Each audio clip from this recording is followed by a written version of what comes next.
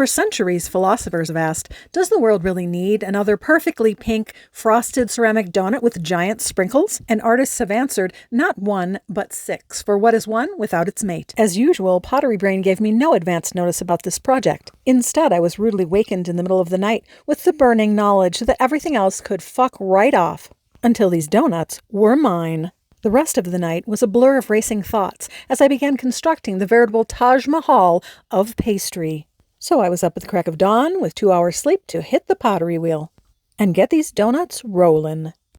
I can already hear some of you asking me, why? But why must you do this? To which I answer, quit asking me questions when I'm busy making donuts.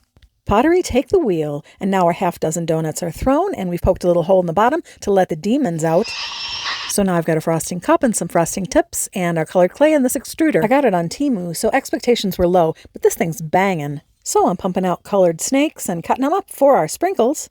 I'm chucking them in the damp box because we want to work as wet as possible, since we're about to slather everything in creamy pink slip frosting. I've got some slip that I've whipped up with an immersion blender, and I'm adding every last bit of my pink mason stain just to get a nice pale pink. Now it's into the piping cup, and I have no idea what I'm doing. I have never frosted a cake or a cookie or a cupcake in my life, but it seems like you just squeeze and see what happens. Then finally, the piece de resistance, the je ne sais quoi, the creme de la creme, the reason that donuts exist, our beautiful colored clay sprinkles. When those philosophers were done arguing about the usefulness of pottery pastries, they tried to crack the equation of how many sprinkles are too many sprinkles. The answer, of course, is none such. None such amount exists. And if anyone ever tries to tell you differently, they have never experienced the magic of clay, or donuts, or clay nuts, or pottery, or donutry. Now we let these dry very slowly while visions of sugar plums dance in my head.